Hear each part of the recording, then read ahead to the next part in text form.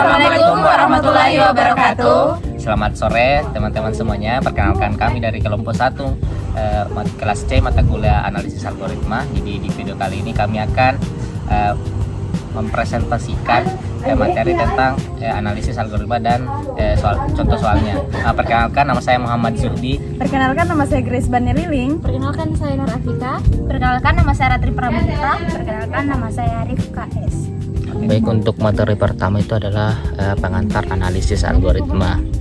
Jadi analisis algoritma adalah proses mengukur efisiensi suatu algoritma berdasarkan waktu eksekusi dan penggunaan memori.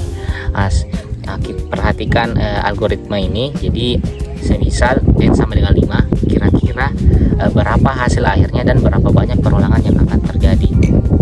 Jadi untuk di dalam perulangannya itu, jadi di setiap perulangan atau di setiap iterasi variabel sum ini akan dijumlahkan dengan i itu terus hingga n-nya ini berakhir.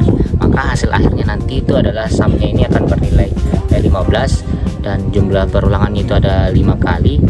Karena jumlah perulangan mengikuti nilai n, maka kompleksitas waktunya itu adalah on.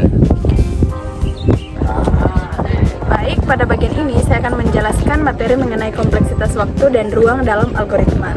Nah, secara singkat, kompleksitas waktu menunjukkan beberapa lama proses suatu algoritma berjalan, dan yang kedua, kompleksitas ruang menunjukkan jumlah memori yang digunakan oleh algoritma tersebut.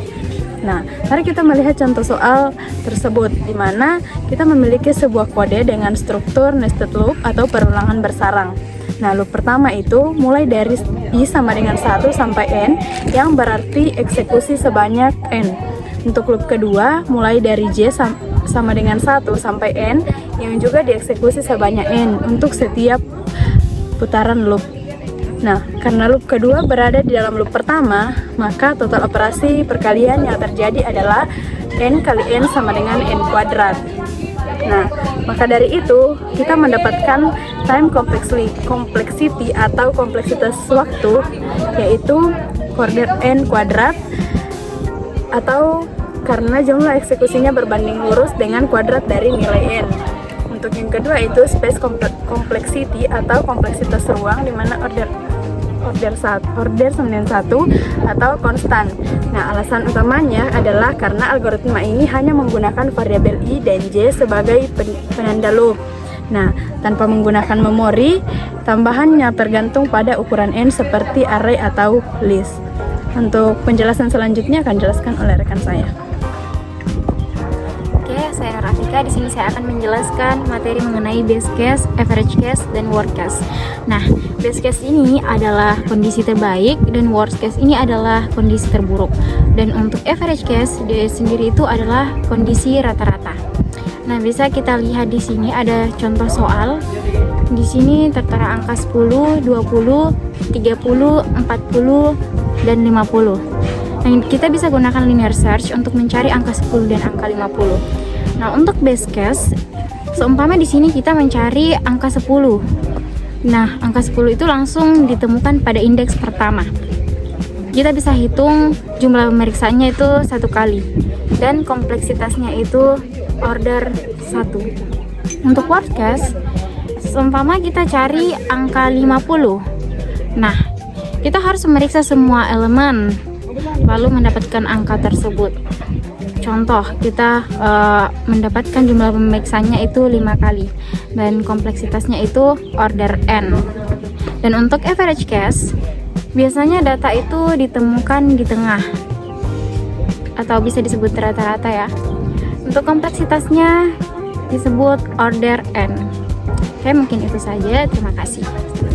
Baik, selanjutnya saya akan menjelaskan tentang notasi asimptotik yang digunakan untuk mengukur efisiensi algoritma saat jumlah data semakin besar. Ada 3 notasi utama, yaitu Big O menunjukkan batas atas atau waktu terburuk. Kedua ada Big Omega menunjukkan batas bawah atau waktu terbaik. Dan yang terakhir ada Big Theta menunjukkan batas yang tepat atau laju pertumbuhan sebenarnya. Sekarang kita masuk ke contoh soal. Soal yang pertama ada fungsi polinomial. Kita lihat contohnya di sini. Tn sama dengan 4n kuadrat ditambah 3n ditambah 7. Langkah utama adalah mencari suku yang paling dominan saat nilai n sangat besar. Angka 3n dan 7 pengaruhnya menjadi sangat kecil dan bisa diabaikan. Suku tertingginya adalah n kuadrat. Karena laju pertumbuhannya didominasi oleh n kuadrat, maka dapat disimpulkan fungsi ini bernilai on kuadrat, omega n kuadrat, dan theta n kuadrat. Selanjutnya ke soal yang nomor 2. Kita akan mengurutkan kompleksitas dari proses paling cepat hingga paling lambat. Urutan yang benar adalah order log n, order n, dan order n kuadrat. Alasannya, kompleksitas logaritmik O log n memiliki pertumbuhan waktu paling lambat sehingga sangat efisien. Sebaliknya, bentuk eksponensial O2n tumbuh paling cepat sehingga memakan waktu komputasi yang sangat besar saat ukuran pada bertambah. Kesimpulannya, notasi asimtotik membantu kita membandingkan dan memilih algoritma yang paling efisien untuk sebuah masalah. Penjelasan selanjutnya akan dijelaskan oleh rekan saya. Baik, di sini selanjutnya saya akan membahas terkait rekursi dan master teorem. Sederhananya, pertama saya membahas terkait rekursi. Sederhananya, rekursi adalah fungsi yang memanggil dirinya sendiri.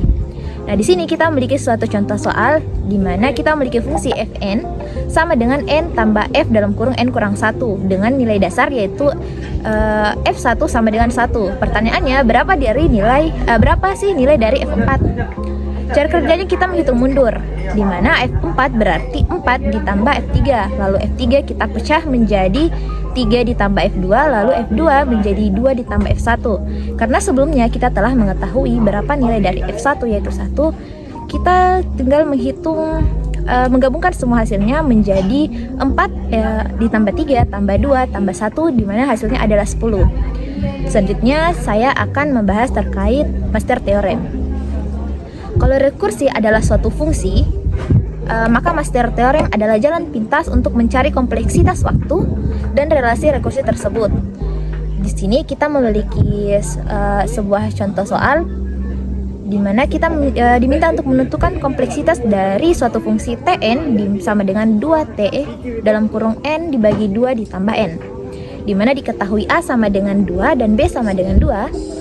Lalu suatu fungsi fn sama dengan n, di mana kita harus menghitung n log 2 basis 2 sama dengan n.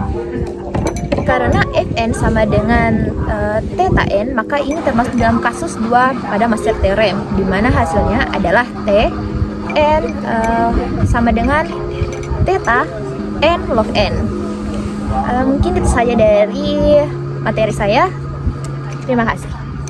Nah, itulah penjelasan dari kami. Sekian dan terima kasih. Wassalamualaikum warahmatullahi wabarakatuh. Bye-bye. Oke deh.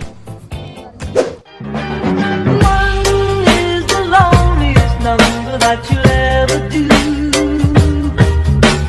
Two can be as bad as one. It's the loneliest number since the